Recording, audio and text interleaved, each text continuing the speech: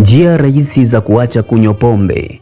Kunywa pombe kupita kiasi kunaweza kuathiri afya yako, familia, kazi na maendeleo ya mtu binafsi.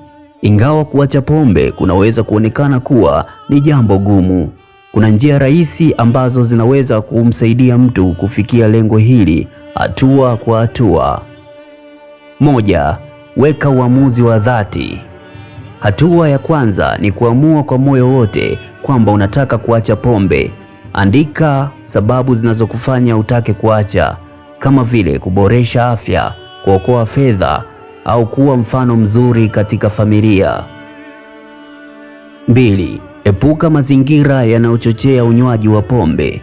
Jaribu kuepuka sehemu, marafiki au matukio yanayokushawishi wewe kunywa pombe.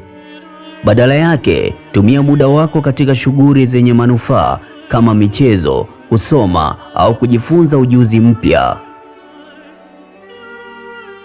3. Tafuta msaada kutoka kwa watu wa karibu. Shirikisha familia na marafiki kuhusu uamuzi wako. Wanaweza kutia moyo na kukusaidia wakati unapokutana na changamoto mbalimbali. 4. Badilisha pombe na vinywaji vingine.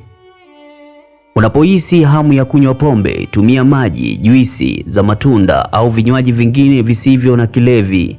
Hii inaweza kusaidia kupunguza mazoea ya kunywa pombe. 5. Jishughulishe na kazi au burudani. Kukaa bila shughuli mara kwa mara huongeza hamu ya kunywa pombe.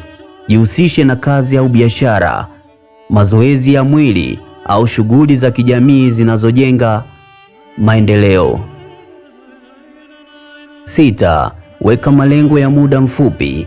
Badala ya kufikiria kuacha moja kwa moja maisha yote, anza kwa malengo madogo kama siku moja, wiki moja au mwezi mmoja bila pombe. Kila mafanikio yatakupa nguvu ya kuendelea. 7. Tafuta ushauri wa kitaalamu. Ikiwa unapata ugumu mkubwa wa kuacha pombe, usisite kutafuta msaada kutoka kwa wataalamu wa afya au vikundi vya ushauri. Msaada wa kitaalamu unaweza kuongeza nafasi ya kufanikiwa. Hitimisho: kuacha pombe safari inayohitaji uvumilivu, nidhamu na msaada kutoka kwa watu wa karibu. Kila hatua ndogo unayopiga kuelekea kuacha pombe na mafanikio kwako ni muhimu. Kwa dhamira na msaada sahihi, inawezekana kabisa kuishi maisha yenye furaha, yenye afya bila kutegemea pombe.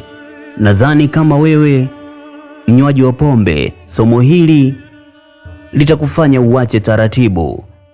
Kwa masomo kama haya usikose katika mwendelezo ujao. Ni mimi Daudi Michael Mwaluko nikikuletea makala kama haya, na imani leo umepata kitu cha kujifunza zaidi. Hivyo usisahau kushare kwa mwingine, hasa kwa yule ambaye anatumia pombe.